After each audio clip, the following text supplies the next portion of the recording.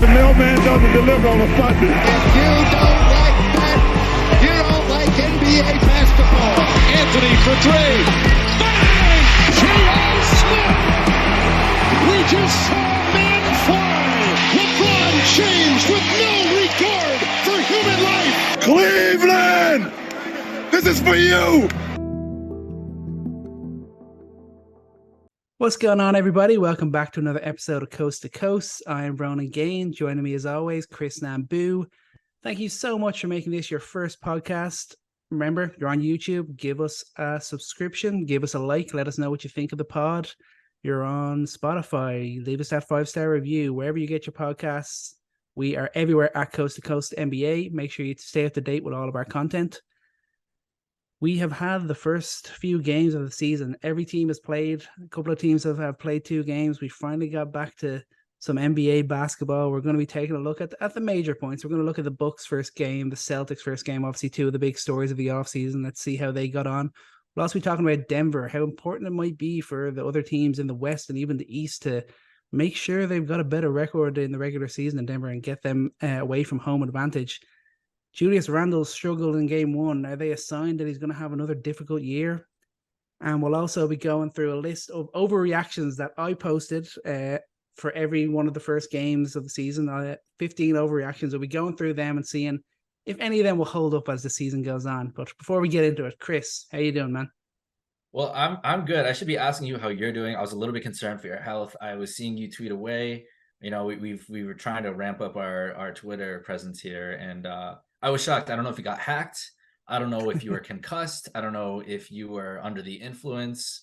I can't imagine what you could possibly be under the influence with to be tweeting out some of the things. But I'm glad you're holding yourself accountable. We're going to discuss them, and I'm glad you're okay. I'm glad nothing went wrong for you to be tweeting out such interesting things. But man, I'm excited. We finally get to talk about some real basketball, and you know, what we're saying now actually matters, right? Like 2 games in, this is a good sample size. Now everything we say makes sense. It's not just the preseason. It's not just summer league. We're not just imagining things in June.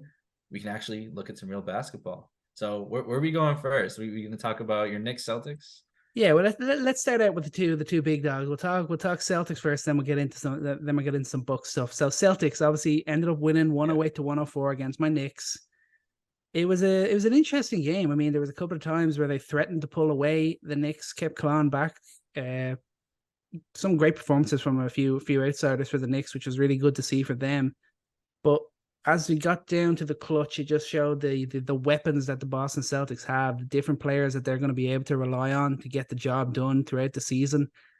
And we saw it in game 1, and it's probably going to continue as the season goes on. The only concern I'd have of the whole thing was maybe the depth. The depth could prove an issue for Boston as the season goes on. Yeah, we'll see. It seems like running a tight ship, playing against the Knicks.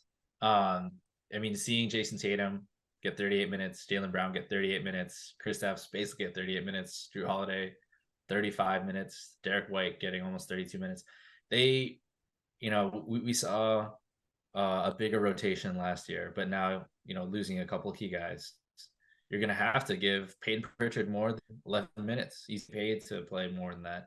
Sam Hauser, we'll see what we get out of him. He only played 13 minutes in this game. And of course, Al Horford kind of limiting him. That's important. I think the 2 big names there that I want to watch for this season is Kristaps and Horford, 2 guys that you need at the end of the season. How can you find creative ways in your lineups to kind of keep the minutes off of them, give them rest throughout the season? But I mean, hey, it's opening night. Everyone's ready to play. And, you know, the Knicks are always going to push the envelope. And I think it's interesting, like that you mentioned the depth here, that you compare the minutes spread between the Knicks and the Celtics. And I mean, the Knicks balanced their minutes pretty well. You know, like I think they went pretty deep to their bench. I mean, even Dante DiVincenzo not having a great showing, but you know, that's a guy who's going to be important to their depth. I know there are several people out there still upset that Evan Fournier did not play in this game. He's still not getting minutes with Tom Thibodeau. You just accept it like it's the way it is. They're keeping him there for when they're going to make a trade. Like they're going so crazy over it. Did you see him in preseason, Ronan? Are you serious? Like, yeah, it's silly. Don't get me wrong. I'm sure it's really, really frustrating for him. Like I'm sure it is tough, but I don't see how anyone can really justify asking him like to really demand him that he deserves minutes on the team. Like he hasn't shown enough. He can't offer that defensive security that Coach Taves wants. And it's not like he's even a top 10 shooter in the league. Like he can get hot, but Ronan, he's not. did you watch him in knocked down. FIBA? Did you watch him play for France? Rudy Gobert watched him. Rudy Gobert knows how good he is. But at the end Send him of to the day, Minnesota I and think we'll take main... Cat then. Okay, yeah, yeah. Oh yeah, I mean, hey, we mentioned that, and I really think that, if you want an inefficient, flashy kind of guy, that's a big name. There you go. That's your guy. You would maybe that's also a Would fit New reclamation York project. perfectly. Yeah. Yeah, that's a reclamation project, and I think that's maybe a pod for another day. But the more and more that we see negative minutes from Rudy Gobert and Cat on the floor, and the more we see the Knicks, still be a piece away from competitive, because that's what I was going to say. The ultimate takeaway is from this game is the Knicks are right there with the Celtics, and the Celtics, they're playing all their best guys, and this is a team that is just a couple possessions really away from beating this team, and they've been that competitive last season. And I think that given a 5-22 performance out of Julius Randle and a 6-21 performance out of Jalen Brunson, they find ways to stay competitive. And who knows that if it's a piece away, if it RJ Barrett jump shot away, who knows what it'll be this season. But I The think the big Knicks are thing still was right that there I took away from that is watching that Emmanuel Quickly performance. Like he was superb in that game. He was a huge part of why they were able to stay around, why they were able to even grab the lead at one point. And I'd swear to God, if the Knicks lose him for nothing, it will be such a massive loss for this franchise. Like, don't get me wrong, he's never going to be the guy that leads his team in points or anything like that, but he is a really talented player, a really important role player for this team. He's going to be part of a package that they look to get a bigger star with. Fine, but if they end up losing him for nothing, it's just another disaster for the Knicks. Yeah. Now, how did we feel about Kristaps Porzingis, who had the most points in a debut against the Knicks, their former team? Right? Is that what it was? It didn't matter. I mean, they always find some sort of obscure way to make a first game shine. But Kristaps looked great in preseason. He looked great in his debut. The shot profile from him is going to stay consistent. The shot is going to stay consistent. Defensive presence is going to stay consistent. And I think we're going to be talking all season long about a guy who's, going to add a dynamic to this team that's really going to push the Celtics over the edge. Yeah. Obviously, offensively, he was awesome. 30 points, 5 and 9 from 3. He came up with a few clutch buckets for the team to ice the win. And then even defensively, he was very much playing the Brook Lopez sort of role in Milwaukee. The team was just kind of feeding guys towards him, and he was either blocking them. He ended up with 4 blocks, or he was deterring them from shooting, or was causing havoc on player shots. RJ Barrett won't want to see Kristaps Porzingis again for a little while, the way he was going up against him. So I respected RJ for continuing to do it. I liked it. Yeah, he doesn't. Don't get me wrong, I don't know if like he doesn't learn. Or he's just like, this is my job. I got to keep putting pressure. But Kristaps did not back down from that.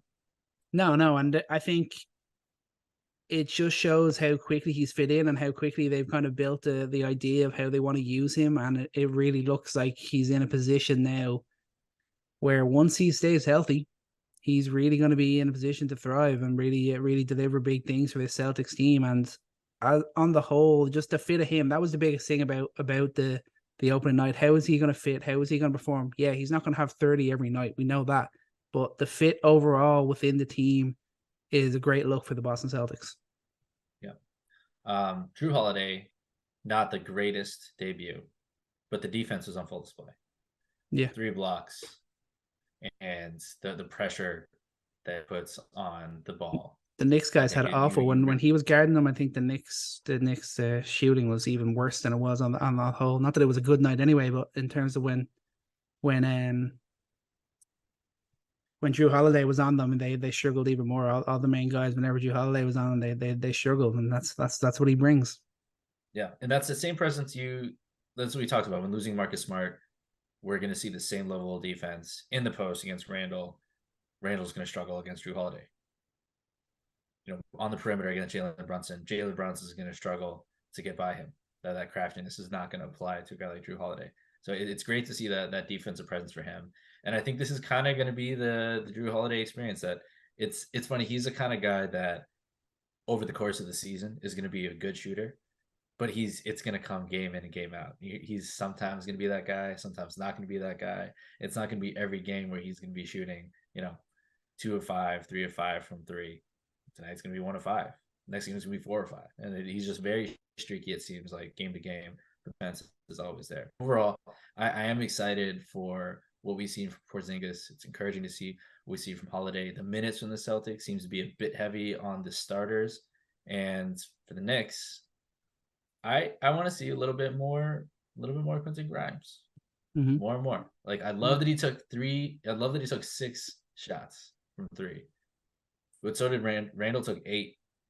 RJ Barrett took 5. Like, I want to see Quentin Grimes like consistently shooting more than everybody else. Mm-hmm. We'll get into a little bit more of it on the Knicks later when we talk a bit more in depth on Julius Randle. But before we go there, let's go over to the other main story in the Eastern Conference, the Milwaukee Bucks.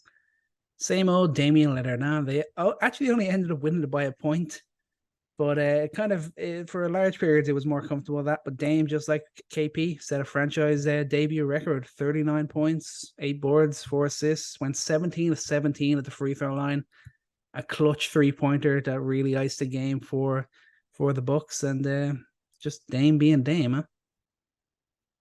I think it's great that the Bucks have mirrored kind of the offense that he likes in Portland. Getting the double high screens and getting downhill and being able to make decisions from there. And I think ultimately also seeing that he's on offense, he's the main focal point. Yeah. He's not, and I think there's ways that they can kind of like, toggle things in different ways where Dame doesn't have to be on the ball. He can be off the ball spacing when they're running some Chris Middleton in Giannis rolls, when they're running actions away from Dame and he can space the floor. And I think to see that he's in control of the game at the end of the game, especially with the kind of performance that we saw out of Giannis. Giannis is a little bit sloppy this game. I didn't love his offensive game. I feel like, there are times where he's really trying to test the waters with his jump shot. And, maybe one day it'll come along.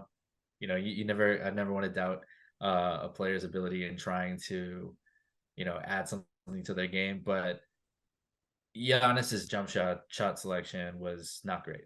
Did not love the pull-up threes. Did not love the pull-up mid-rangers, and did not love the ball security as well in the post. And I think they're winning a game here, obviously against the hardenless 76ers. But I think Dame really made his presence felt, that he's going to lead this team to victories more often than not Giannis. Giannis on all the other fronts of defense and all around game, but when it comes down to it, Dame's getting that shot, and Dame's going to be the reason why they win games in clutch time.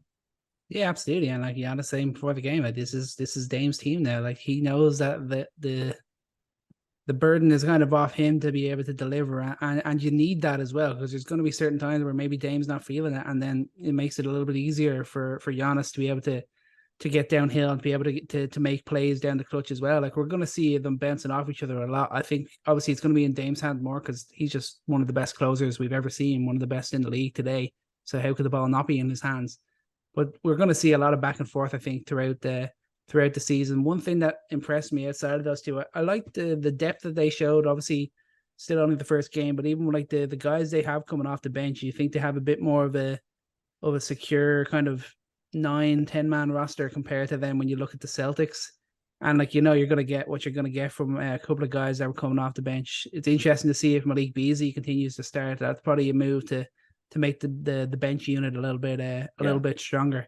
Be interesting to see if that continues. But it was definitely good to see that side of it for the Bucks, because going into the season I was kind of like, yeah, they've got the best starting 5, but how will it look on the whole? And it was encouraging signs on that side of it. But they kind of had the start that they wanted, given the way that it was just all about Dame. Dame took over, delivered in the clutch. What more could you ask for in game one? Absolutely. And I think just kind of on the little bits of it with Malik Beasley, he was very conservative.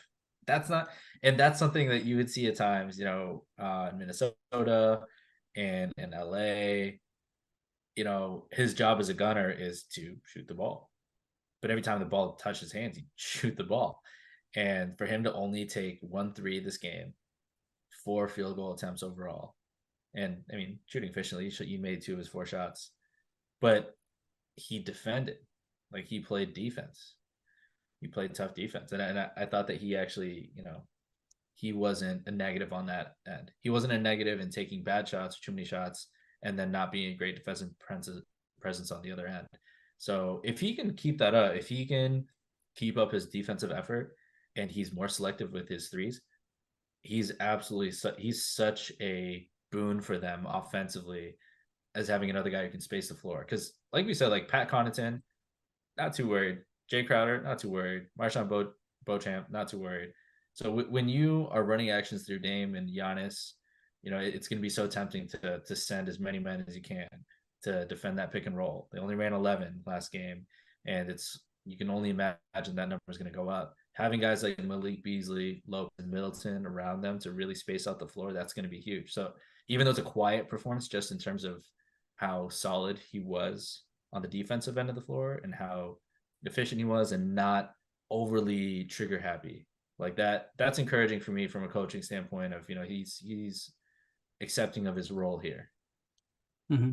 Yeah, no, that was definitely a good sign. It was interesting to see him in from the start, and it was obviously what he did. That was why he's in there. Like this was the role that he was given, and it's going to be interesting to see how it goes from there. Obviously, interesting with a new coach as well to see what way they try to play it. But obviously, like you said, they're playing the true Dame, and I think we're going to see that throughout the year. And obviously, Giannis is going to get better. Some of the decision making, like you said, wasn't great. We're going to see improvements there, and I think we're going to see improvements as with Dame and Giannis together as a whole. I think, like you said, they got the win, they got the dream start, and we're only going to see the upward trajectory from here.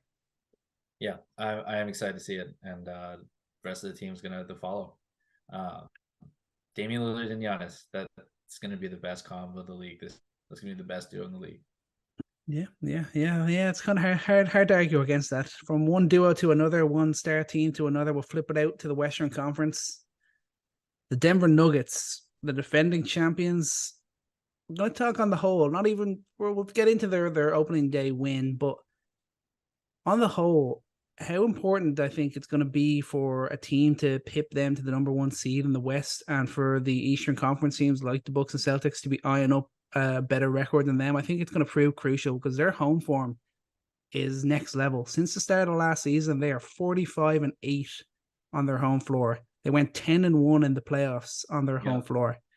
Like, they are unbelievable when they play at home. The atmosphere, like you saw, it was a ring night and everything, but the atmosphere in there is unbelievable. It's like the same sort of feeling you got when you used to watch the Warriors play at home back with Curry, KD, and Clay. Like, it's that same sort of vibes. So when you look at their away record, it's 19-22 on the road. That's what they went last year.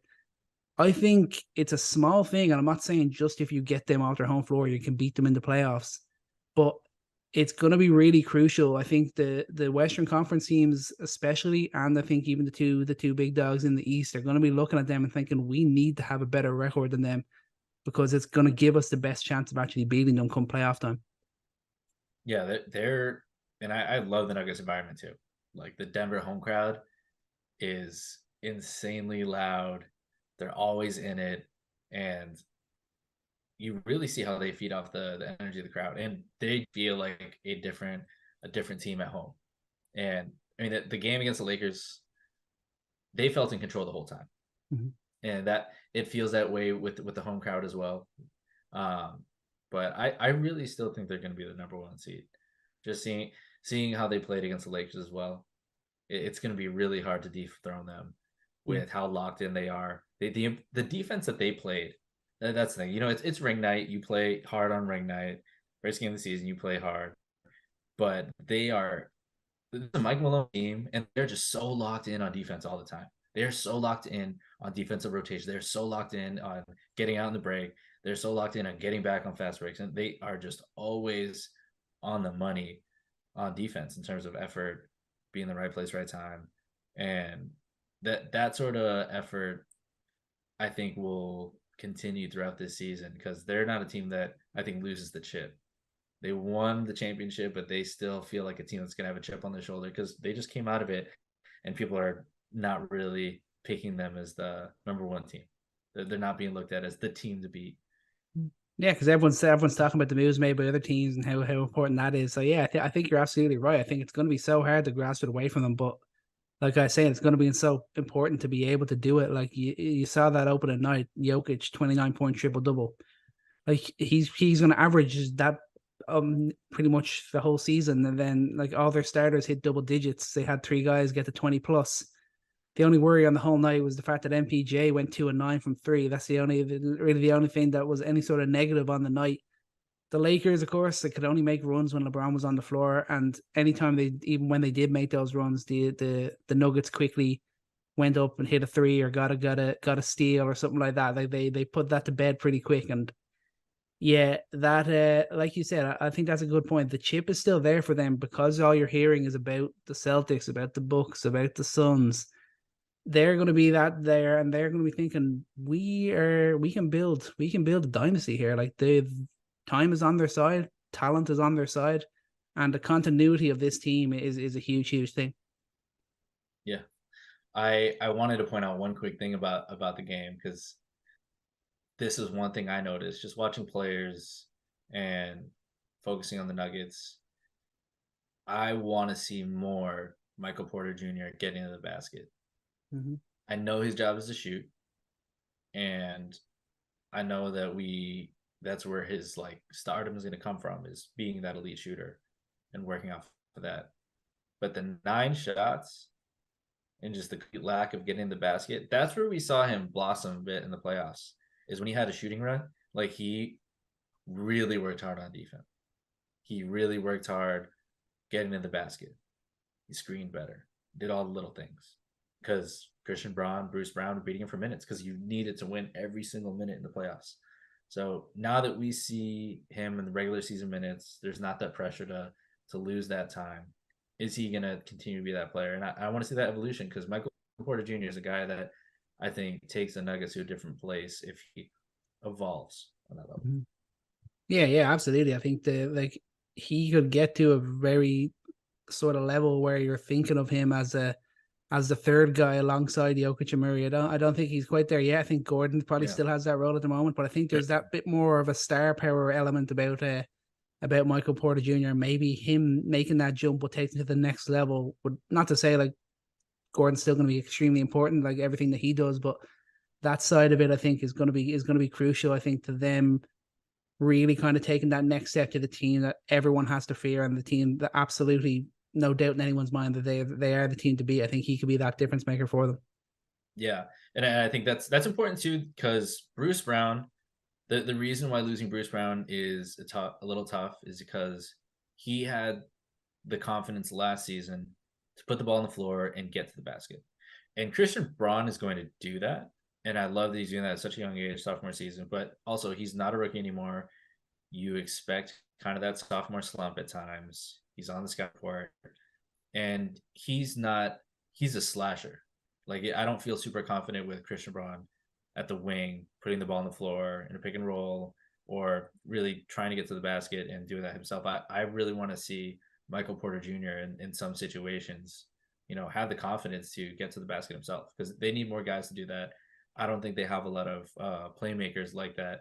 Reggie Jackson is not getting to the line. He's not getting to the cup like that. And maybe Zeke Nnaji, you see something out of that. And I think some of these guys, we didn't see Julian Strawther out there. We didn't see any Jalen Pickett out there. But the young guys are going to be willing to do that. They see a clear formula from Mike Malone that, hey, if I want to get minutes, this is what I got to do. And I can take it from Michael Porter Jr. So I think that Mike Malone should continue to push Michael Porter Jr. Mm-hmm. Put the pressure on him. You got to keep growing as a player if you want to keep your status. But all in all, this home team is going to be a force to be reckoned with until someone dethrones them. I think you're right. Like, if they are getting that first seed, who's stopping them at home? Nobody. Like they're getting to at least the finals again. If they have the 1 seed, I think I don't have any doubts in them coming out of the West again. And even without that, they're probably they probably are still still should be the favorites, which they are in most people's eyes, I think, which is fair. Obviously, I didn't have them picked. Still got my Grizzlies, but those injuries that came about after I made that Grizzlies. comment didn't help. They're your Grizzlies now. Okay. Our Grizzlies. I didn't know you now adopted the Grizzlies. That's great. Apologies. Apparently, you took them from me. But yeah, like I said, the importance of Denver losing that home court advantage could be crucial to any other team winning a title this year and stopping the Nuggets from going back to back. But from one end of it to the other, how about Julius Randle? Got to talk a bit about him. It's okay, Ronan. He really struggled in the first game. 14, 11, and 7. Yeah. Went 5 of 22 from the field, 1 of 5 at the free throw line. I think if he had a normal free throw shooting night, they could have been level in that game. A few Knicks really struggled from the free throw line. It was those small margins, and it just makes you think: is he just incapable of doing it in back-to-back years? Like, it starts to have that in your mind. Yeah, it's only one game. I know he's coming off season surgery, but his entire career has looked like that. When he finally made his breakout in New Orleans, he averaged 21 points per game. He started the majority of those games. Started 49 games, played 73 total. Then he comes to New York. It drops down to 19 and a half when he's a full-time starter. Then the following year, he has his best year of his career. He goes 24, 10, and 6, shoots 40% from 3. He's the most improved player, All-NBA second team. The next year, he drops down again, 29 and 5. Knicks struggle. Brunson comes in, bounces back, 25, 10, and 4, plays 77 games, All-NBA third team, looked great all regular season. Then really struggled in the playoffs, 16.6 points per game, 8.3 boards, shot 26% from 3. And that was with the Knicks winning a playoff series, and he still had those massive struggles. And that was a similar thing after the most improved year. He really struggled in the playoff series against the Atlanta Hawks. That led to another bad year. Are we just seeing that again? Is it just a mentality thing with him? It's just really hard to know, and it's a little bit concerning, and it's the reason why pretty much all Knicks fans are saying this is Brunson's team now. Yeah, well, two things on that. One, I think this is a fantastic segue into your overreactions for the season. It's the Celtics are, I believe, going to be the best defensive team in basketball. And Julius Randle is a guy that needs to really bully through guys and be more skilled than unskilled big men, which the Celtics have very skilled defensively big men. And they happen to have a elite rim protector in Kristaps Porzingis. They happen to have incredibly skilled big men in Al Horford. And they also happen to have oversized wings who can switch onto him. Oh, yeah, they also have Drew Holiday. Oh, and Derek White. Like, they are one of the most stacked defensive teams. So I'll give him a pass to, like, on the first game to play bad against the Celtics. You know, that's fine. We'll chill out for that. But for Brunson, yeah, I think things should run through Brunson. I think Brunson should stir the drink. He should be the straw that stirs the drink. And he, I think, has continued to show that he makes better reads on the pick and roll. He makes better reads from the post. And even you can stomach a bad shooting night from because it's better shooting selection. And I think it comes down to, you know, how much you're willing to sacrifice Randle's shots for the rest of the team. And it's always been his team. And I don't know if that dynamic kind of changes now that you have Jalen Brunson really clearly being the guy for this team, where maybe he can feel comfortable taking a step back because he doesn't have to go supernova. Julius Randle doesn't have to have like an insane stat line every night for them to win because you have a deeper team. You have guys who can create. You can do other things. Maybe you can screen more. Maybe you can attack more on the boards. You don't have to be posting up 15 times a game, like breaking your body, 38 minutes of getting destroyed by Jason Tatum, Porzingis, Al Horford, Drew Holiday, whoever. Like there are probably other ways to win it. And I think, you know, this could be a season to evolve for the Knicks or do a bit of the same. So 50-50 for me, but I think the Knicks are willing to make some changes. And I think that at the end of the day, Julius Randle knows the noise. He knows what's going on. And I think that there's enough talent on this team for him to realize that there are other ways to win besides doing everything through him. Yeah, and I think am I a Randle believer? Did I just talk myself into believing in Randle? I don't know. it's just that side of it is like, can he take that step, and are the team willing as a whole to not just say it's Brunson, but to also give other guys more shots, and to let Randle kind of almost match RJ Barrett in a sense, in that sort of level. Like, yeah, you're still going to go through him in certain clutch moments and in certain more important times compared to Barrett, but I think he could get to that level again where him and Barrett are kind of on a similar peg, and it's Brent's up to Brunson to run the offense. You're going to see, like you said, like other guys like Quentin Grimes, like IQ. He's going to see more minutes. Them guys putting up more shots might be more beneficial, and Randle's there, and almost it could help, like because he can still deliver, and if he's not kind of a red hot on the target list of opposing teams, it might end up benefiting the Knicks. But I didn't think it was an overreaction until I actually looked back on his entire career and saw like how he's never really done it for 2 years in a row. That was kind of, that solidified for me, and I was that made me a little bit worried.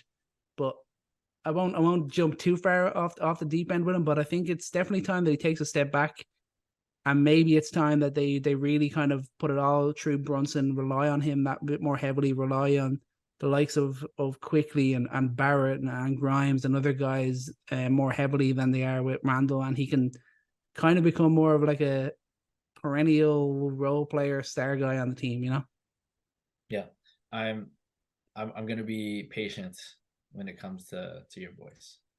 Yeah, me too. I want to be patient. I want to believe that they can have another. They've earned it after last season. Yeah, they can have another good year. Hopefully, it doesn't drop off like we saw before. Hopefully, a lot of people are talking. They believe the Knicks are the third best team in the Eastern Conference, and that's what they should be aiming for this year. Okay.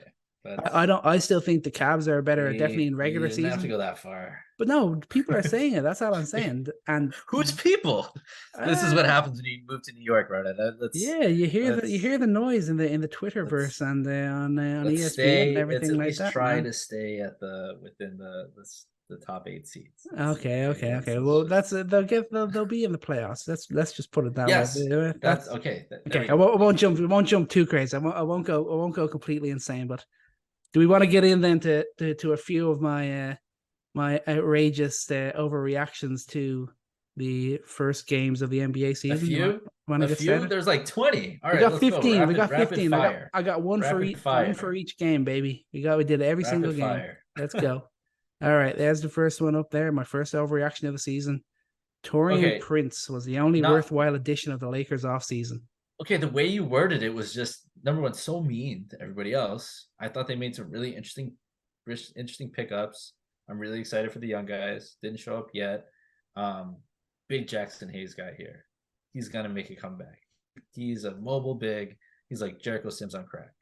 Taurean Prince, though, he's going to be really good for this team. He's the guy that they want Malik Beasley to be. I think he's going to be way more consistent. He knows how to pick his shots better. He knows when to give up the ball. This one is fair. The way it's worded, fair. The reality of it, totally agree. Taurean Prince, awesome pickup of the Lakers. Lakers going to love him. Okay, so we'll say this is obviously it's not going to be the whole season. We're not going to see that come true. But you watch him; he had that 18 points, 4 6. 8 out of 10. Then he struggled. He struggled last night, of course. But I think you look at the Lakers and you think they're going to need him to be really reliable. Because I mean, Gabe Vincent kind of seems to have lost his magic. There obviously is some voodoo going on in Miami that these guys can just deliver. Because he comes out to LA and he doesn't look like half the man. But yeah, we'll see how that. Max Strus looks good though. His buddy Max Strus looks good. That's true. That's true. So maybe just Gabe Vincent. All right, number 2, we got the Suns have too much offense to fail. What do you think about that? Yeah, overreaction. Haven't seen Brad Beal play. Let's see what Brad Beal looks like as a playmaker. I know what Devin Booker looks like as a secondary playmaker. I know what Kevin Durant looks like as a tertiary playmaker. I love all that. We'll see full-time what Beal looks like being kind of a pseudo secondary primary playmaker or shooter. And I want to see it before I believe it. What is fail for the Suns is a championship, right? After making all these Let's look at, let's say the regular season. So fail for the Suns will probably be what, outside the top 3. Oh, so now it's not championship or bust, right? It's just Oh no, it still is. But let's say these reactions are just for the regular season. Yeah. I Will this live on throughout the regular season, do you think, or will it die quickly? I'll give that a temporary yes. Okay. It's temporary. Just temporary. Okay. Temporary. All right. Number 3, what do we got? Kristaps Porzingis has found his place in the NBA. He will thrive in a competitive NBA team. What do we think about that? Overreaction? I don't know, man. That you don't think the Wizards were competitive? I don't know. It's a little unfair, I think, to the Washington Bullets. Yeah, absolutely. This one is that one's gonna keep on going. That was one that wasn't too much of an overreaction. You weren't done with your first drink yet here. I'm no, I was happy there. That was just a straight up statement that's just fact. So 10 out of 10. 10 out of 10. Kristaps is in the right place. All right. Cam Thomas comes off the bench. He'll be 6th man of the year this year. He averaged, what did he get, 35 points against the Cavs? What do you think about that? Okay, like I'm all for overreactions. Truly. And this one I'm also all for, because Cam Thomas had stretches last season where it's like the second coming of Kyrie Irving. Like this guy is making shots he shouldn't. He's making moves he shouldn't. He's finishing lays that he shouldn't. And he just looks confident when he shouldn't, and he's doing things a seasoned veteran would be doing. But I don't think it's gonna last, and I really gotta be lukewarm on it. I think Cam Thomas is a guy that he's fool's gold. Like he looks the part, but I don't think it'll last the whole season. Yeah. I'm gonna say it's gonna be a no for me on this one. Yeah, that's fair. Overreaction, which I would too. Yeah. All right. Number 5, the Pacers will blitz any team that gives them an inch. So what I mean by that is, if a team lets them, translate. The Pacers will destroy them. I know they're only playing the Wizards, but not to say that they're going to be the best team or anything like that. But if a team gives them that chance to establish a lead, they'll go right and run them over. To put that into numbers, I would be confident to say that the Pacers offense will be so good, as shown by their performance against the Wizards. I think their offense will be so good that they are going to win 90% of games against bottom 12 defenses, let's say. If bottom 12 is winning 90% of those, their offense is that good. And I think that maybe it sounds like that's not saying a lot, but I think on offense alone, you're going to have a shootout with them or stop them, and they're not going to lose shootouts. I really don't think. Yeah, and they could even loving that assist, the fact that Nembhard and Tal Halliburton both had 10 plus assists in the game, which is always cool to see. I think we'd agree that this will live on. Nembhard still being good, yeah. This will live on through the season. We're going with that. I believe that. Yeah, they're gonna destroy bad defenses all year long. Okay, number 6, the Houston Rockets still suck. What do we think about that? They lost opening night, unfair. 116 to 86 against the Orlando Magic. What do we think? Is that going to die, or is that going to live through? That's going to die, I think, because number one, the Magic. I think when you get evenly matched teams, the dynamic shifts a little bit. You got young versus young, and I think the Magic really just showed though how good their defense is. And the Rockets, still a group that's coming together. There's a lot that needs to go right for the Rockets offense to work out. So I think that suck. Are they going to be a top 10 offense? No. Are they going to be top 10, 15? Are they going to hit average? So I guess that's the question. Are they going to be bottom? Let's make a number on this. Are they be bottom 5? No, I don't think they'll be a bottom 5 offense. Let's say that. I think they're better than this. I think the Magic, though, defensively, they're going to be really good this season. Jonathan had a decent game at least, but yeah, we'll say that's somewhere in the middle. You're going to go ahead and say that that's not going to live on, but we'll see. Yeah. Number 7, the Grizzlies have the worst bench in the NBA. What do we think about that? Chill. I think do not be talking about a voice like that. Well, who would your favorite bench player be from Memphis? from Memphis. I mean, like, who are we even looking at? Who even came out of the bench? I feel like I didn't even know the names that were coming off the bench. Still no minutes for your boy Kenny Lofton Jr. You're there. not so you're not a David Roddy guy, Yeah, like not a no Derrick one. Rose guy. Yeah, well, Derrick Rose obviously, yeah, he's going to be solid there. But outside of that, it's kind of like scratching your head of it down. It'll help a little bit when Jag gets back, obviously. But yeah, it's a little bit worrying when you don't have your couple of big guys with Steven Adams being injured, and what's the other guy that's injured for them? Clark, he's gone as well. Like that really hurts them. And then you're kind of looking at it and you're thinking, who the hell's coming off the bench here? Just Derrick Rose. That's all you got. David Roddy, Luke Kennard 0 for 5 from 3. He was supposed to have a really solid comeback year. You know what? It's unfortunate because I'm a big Kenny Lofton guy, but I was more of a Kenny Lofton eating in the G League. I can't say I'm a Luke Kennard guy. I never have been a big Jake LaRavia guy. I'm the biggest Derrick Rose guy of all time, but it might be kind of past his time here. Unless David Roddy really excels at one thing, which he has not shown. He's been, kind of I don't even know if a jack of all trades with it. This might unfortunately persist, which is why I didn't understand your Grizzlies #1 pick. Yeah, but you ended up agreeing with it. But yeah, whatever. Hey, the injury again to Steven Adams that played it down a little bit. Talked me into it, Ronan. That hurt a little bit too. But yeah, that's good. I think that overreaction will live on.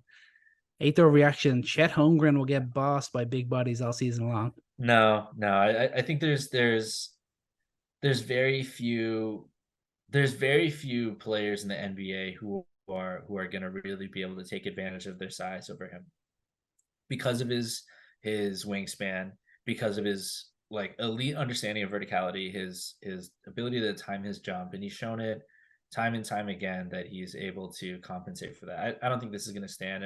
And yes, that Andre Drummond highlight on him is got to be one of the most embarrassing lowlights of his career. That probably is the worst lowlight of his entire career is Andre Drummond crossing him up. But guess what? Bulls still lost because Bulls are still not a good basketball team. That's okay.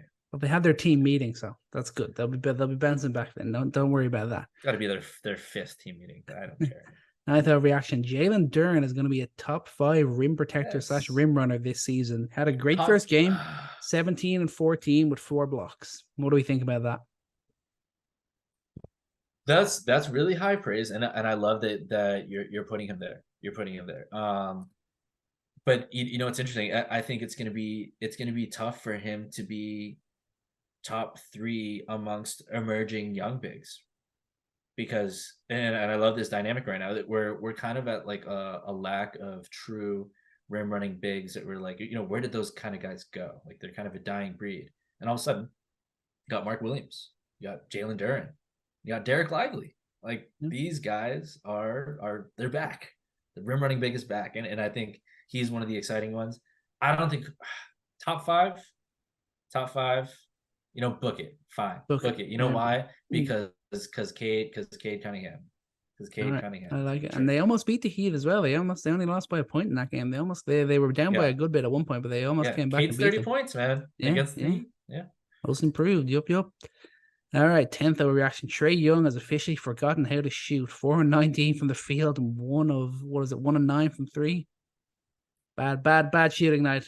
Will that persist again, do you think? Yeah, that's not a 3. That's not a floater. That's a layup. I think, man, I don't want to agree with it because I loved his villain role, but after 2 seasons of it, that's a fair reaction. Is that going to persist? I can't. I can't. You want to say no, but you have to say yes. That's what we're going with. Do you think he's going to stay the same as last year? I don't see why that could significantly change. Obviously, unless his catch and shoot is going to change. I'm still. You know what? I'm going to believe in Trae Young. I'm going to say that's an overreaction. Okay. I'm going to believe in everything we talked about over the offseason and him buying into Quinn Snyder. I'm not going to get on board with this. You're officially off the train for this. You're not allowed to be a Trae Young fan after this, and I mean you shouldn't be. I won't. Don't worry. Don't worry about it. All right, number 11. Karl Anthony Towns is not the greatest big man shooter of all time. He had a really tough shooting night. 8 of 25, went 2 of 10 from 3 against the Raptors. Overreaction or fact? Yeah, there's this highlight where he attacked the closeout and had just 2 wide open steps to dunk the ball, and he just didn't do it, and he just went for a floater, and he just constantly, I feel like, is making the wrong shot. I never felt good about it when he said it. That's Dirk. That's Dirk until proven otherwise. And Karl-Anthony Towns is not better than Dirk, will never be better than Dirk, and is currently probably not going to be better than Wembanyama. So, nope, not even the best shooting big in the league. All right. All right, number 12. Harrison Barnes will be an all-star this year. This is where everything went off the rails, Ronan. 10 of 11 from the field, 5 of 5 from 3, 3 of 3 from the free throw line. Oh my god. Will we just straight up say overreaction? Yeah. Yeah. We can move on quickly from that. That was it. I needed something for that game. You know, I was searching there, but yeah, funny. Okay.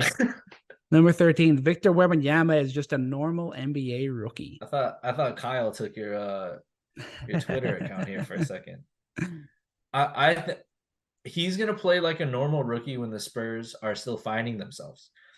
And I think this is a game where the Spurs were finding themselves, and not necessarily in a bad way. Did they win? No. Did Wembanyama have the best performance? No. His debut was the biggest wet blanket ever. And not to say that it means he's going to be crap or anything like that, but his debut was such a wet blanket. Like, why is it a wet blanket? Because he had those preseason games. He had those preseason games that were more thrilling than his actual NBA debut. That's why it was such a wet blanket. The hype around him. This guy was meant to deliver. Like, he was meant to have. I don't even know if he had any highlights really out of the game. Obviously, he did well in that fourth quarter, but for the most part, what you were expecting and what you got wasn't that the level that you wanted. I'm not saying that that's going to have an impact for the rest of the season, but in general, as a debut, it was disappointing. Fair. I want to quickly address that though, because I think glass half empty, glass half full. Glass half empty. Sure, you want your best player to dominate, especially on a big stage against the Mavs. You want him to compete against Doncic. You'd want that sort of rivalry there to grow. And could he have been more with the ball? Could he have been more aggressive? Sure. But I think what's important to note is that this is a guy who comes from a system in Europe that's about teamwork. That's really embodies what Greg Popovich wants to do and who he is as a player. He's not a complimentary player, but he's a guy who's going to play within the flow of the game. He's going to play within the team construct. And, you know, he was not demanding the ball. He was spacing when necessary, and he was drawing the attention of defense as necessary, moving the ball. And I think that it didn't feel unnatural to me. It didn't feel like he was shying away from the moment. I think that way that the defense was shading him, I think that the way that other guys got opportunities in open lanes, that it made sense. Like Keldon Johnson had just wide open lanes to get to the rim. And I think that, you know, the Spurs in general are going to find themselves this season, not just through Wemby, but I mean, through themselves. I'm not too down on it. I don't think it was a wet blanket. I think that this is a normal progression for a guy who is going to be the rookie of the year, and he is going to be a top 3 player in the NBA this season. And it's just not going to be every single night he's just pumping out highlights, because I think the Spurs could be a good team, you know, themselves. Like I think they have a good team, and that they don't always have to just be having him be on Supernova. Yeah, it helped that Luka obviously just clutch as ever delivered in the They needed to win that for though, Denver, you know? and yeah, 100%. And I think they made nice adjustments after the first quarter. Yeah. They really got blitzed. They made nice. They were able to make adjustments to be able to get them in a position to win, which was good to see, but still not overly convinced on Dallas. All right, finishing it out, the 14th overreaction of the season. Shaedon Sharpe should be starting ahead of Scoot Henderson. Scoot Henderson recovered, but to start, he really struggled. He's a rookie point guard. It's a terrible overreaction. Goodbye. Shaedon Sharpe, I think, is going to have an unfortunately we're learning. But he's going to be starting now because Anthony Simon's out for 6 weeks. So yeah, that's really tough. I'd love the opportunity to see Anthony Simons really come into his own as a true point. True point's kind of the word, but really be the star of the show. and Scoot can still kind of come into his own. And that is a tough thing for point guards, especially like Scoot, a guy who really everything used to flow through him. He's the focal point, and learning how to get through that. But I think I really, looking at his mechanics, looking at his physical, like we talked about him with the offseason, I don't think that even if Simons is healthy, I think Sharp's still got a little bit to go. He's a little bit raw. Scoot Henderson is way more ready in terms of the IQ and the decision making and what to do on the floor, and physically he's there too. Like I don't think that this is close. Okay. Well, they got their home opener tonight, so hopefully Scoot can have a big home opener, which would be fun to see. All right, the final one, the 15th overreaction of the season. This was one I got from you, actually. Kelly Oubre will outperform Tobias Harris this season. One's on a minimum deal. One's in the last year of a max deal. He outperformed him last year with his 20 points per game. Then last night, 27 points off the bench, went 5 of 6. Admittedly, Harris did have a good game himself, 20 and 7. Went 8 and 9 from the field, 3 of 3 from deep. So he did still have a good game. But what do you think about that one? What do I think about my take? I think my take is perfect. Perfect. Yeah, you believe in that? What are you thinking? What do you think? I can see it. Yeah, I mean, he did it last year, and I think it'd be really important for him coming off the bench to deliver that punch for the 76ers team. He's going to have those opportunities, as we will likely see them without Harden. Who the hell knows what's going to go on there? But yeah, I really like it. When you texted me this yesterday, I was thinking about putting something else out as my overreaction for that game. But when I saw it, that's actually one that's an overreaction, but also accurate. I think it comes down to something as simple as this: is that in terms of skill, I think Tobias Harris is a better player than Kelly Oubre. He could be more consistent. He's better defensively, and he stays in the play. He's just a better all-around player, better rebounder. Who's going to take shots? The answer is million times out of a million. Kelly Oubre. Kelly Oubre has an open shot. He's taking it. Kelly Oubre has an open lane. He's going right to the rim. Kelly Oubre has any opportunity to score, he's going to take it. And you're going to have that with Joel Embiid on the floor. Joel Embiid got doubled every single time he touched the ball in the post. That is a fact. And that will continue to happen. That happened against the Milwaukee Bucks. We have a guy named Giannis defending him one-on-one. We have a guy named Brook Lopez defending him one-on-one. Every single team in this league knows to double Embiid in the post. They need guys who are going to take advantage of that. They need guys who are not scared to shoot. And unfortunately, Tobias Harris is a guy who's, a great teammate, a guy who wants to make the right play, a guy who doesn't want to over, stretch himself. But I think Kelly Oubre is going to be way more aggressive than him and could outperform him. And that's going to, maybe we'll start talking about Tobias Harris again. And maybe, we won't get into Harden today. But there's so much to fix here. Yeah, that's good. That'll close it out. That'll close out the overreactions. But it's fun to look back at them and fun to think that some of them probably will stick. We'll look back at these maybe when we get to about January, February, and see if they're still if any of them still stand true. But I think I like what you're saying there about Philly, and it's going to be interesting now. You watch Harris obviously going into the last year of this outrageous max deal that he's on, and you think about him. The difference he's going to get in the contract and that contract to his next one, I think, is going to be pretty stark. But that's going to do it, I think, for today's episode. Good to talk about the opening games. Still so much to go on. Still so many stars to really get into their groove this year. But always good to see what you notice from those first couple of games, because they can sometimes the things we see early can stand true for the whole year. Like when we talk about Gobert and Towns still struggling on the court together. Like when we see Damon and Lillard thriving together, like those things are going to stick and continue moving forward. But we'll be here to cover you when we see all that go down.